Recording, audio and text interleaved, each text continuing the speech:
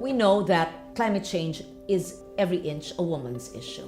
When there's extreme heat, when there's lack of access to potable water, the mother must fetch water. These are very basic, everyday issues that happen in developing countries.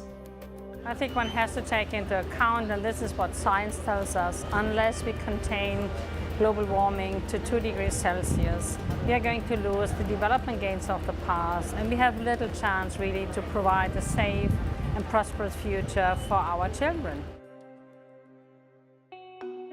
We have given a signal to international community, and by the President himself endorsing this, we are hoping that if the right interventions as prescribed in the action plans are put in place, we will see less vulnerability. And we have also identified some specific indicators that will help us monitor at national level progress of how we are doing in terms of addressing these vulnerability issues.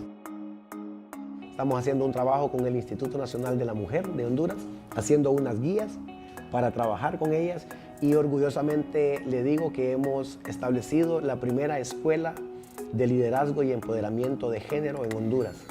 La tenemos allá en el departamento de Atlántida, en la comunidad del Cacao, municipio de Jutiapa. Hemos comenzado ya con el primer módulo. I started by growing trees myself to show that we can do a lot of things to help climate change, and partly also to show the community that you can do something. Women are considered in all our actions, so integration of women and gender in general in all our plans has been considered from planning stage to implementation stage. And we all know that when effects like this comes, who are affected mostly are women. Gender is integrated and incorporated in our policy and program development. So we have to make sure that women and gender considerations are in our implementation of our programs for the countryside, and that women leadership is also considered. Women will be hit and impacted in ways that men might not. And also, because they're the person who's leading and directing the family, the ways in which they interact with climate change will be affecting the next generation as well.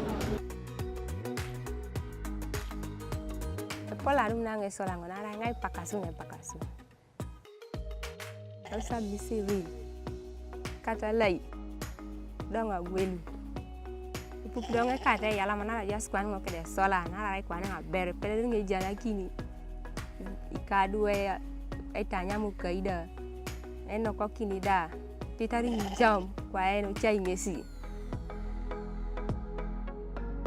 As a women leader, I'm very honored to be very active in this role and in talking about climate change. And there are many women leaders regionally and internationally that are very active in combating climate change. We are not complaining about occupying political positions in Rwanda. It is becoming natural.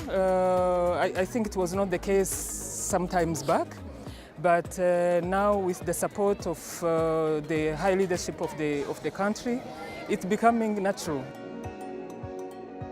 Whenever we call workshops, more women come.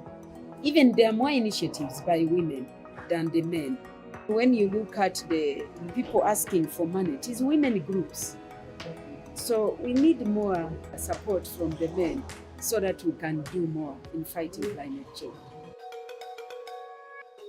I think we did some amazing things in 2015 by agreeing to the Paris Agreement, agreeing to the 2030 Agenda 17 goals. That's an important baseline to start from. We have these things called NDCs, and they were commitments that were made. It's a great entry point to bring in collaboration, to produce pipelines of projects that can actually make a serious difference on the ground.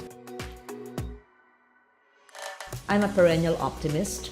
Just like climate was not in the radar 20 years ago, I think it's a matter of political commitment and leadership and push.